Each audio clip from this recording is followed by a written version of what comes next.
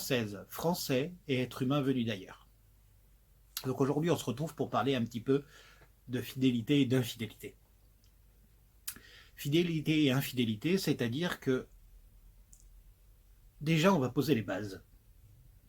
Pour moi, les hommes et les femmes sont infidèles de la même façon. Pour des raisons différentes, mais de la même façon. C'est-à-dire que pour moi, il y a presque autant de nos jours de femmes fidèles que de femmes infidèles, et presque autant d'hommes fidèles que d'hommes infidèles. Il n'y a rien qui m'énerve plus que d'entendre de toute façon, c'est un mec, il ne saura pas dire non. Si, un mec, ça sait dire non. Ça sait dire non, mais on retient plus ceux qui disent pas non que ceux qui disent non. C'est comme pour tout. On retient plus facilement les mauvais moments que les bons moments. Pourtant, retenir les bons moments, c'est une bonne façon de rester en couple. C'est-à-dire que vous, si vous vous souvenez que des mauvais moments, il y a très peu de chances que vous restiez avec votre compagnon ou votre compagne. Alors que si vous essayez de vous souvenir principalement des bons moments, c'est mieux.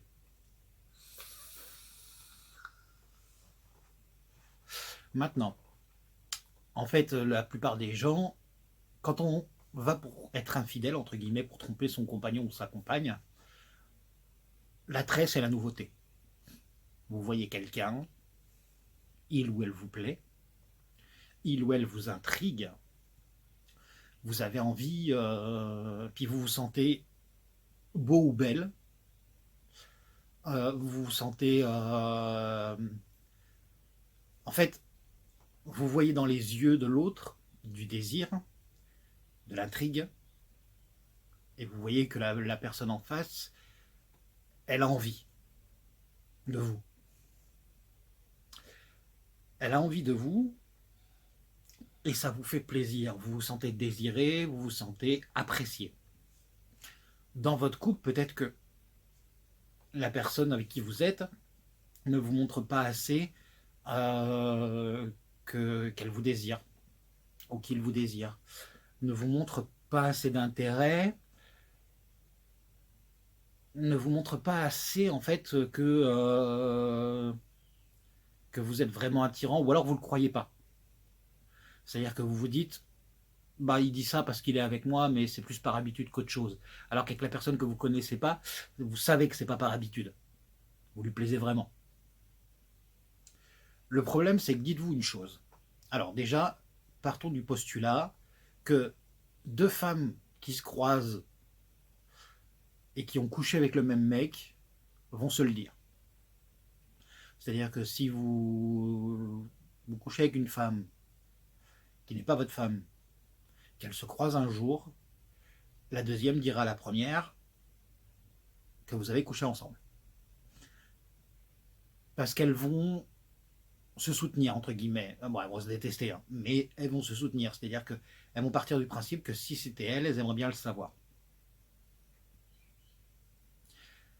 Deux hommes ne se le diront pas.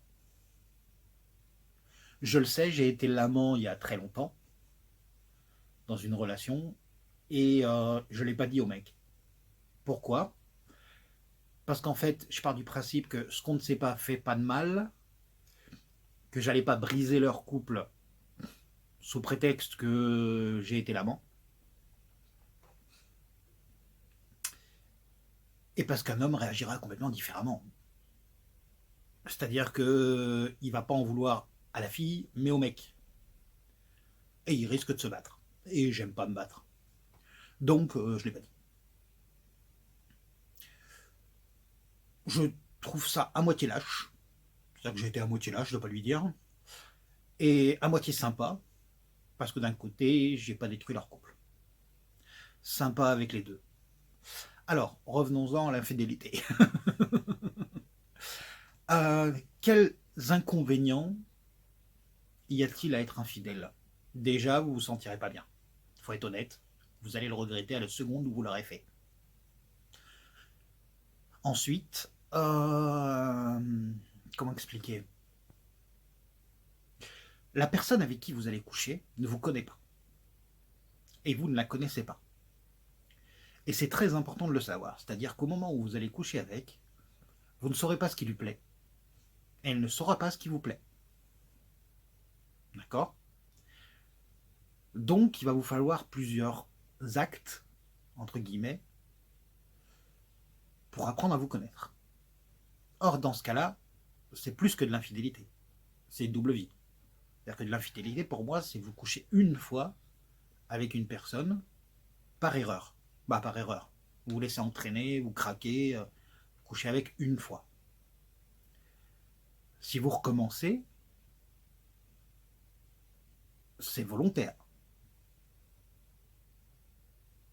Et même la première fois, c'est volontaire, hein. Mais ce que je veux dire, c'est que c'est plus grave si vous recommencez. Parce que ça veut dire que vous acceptez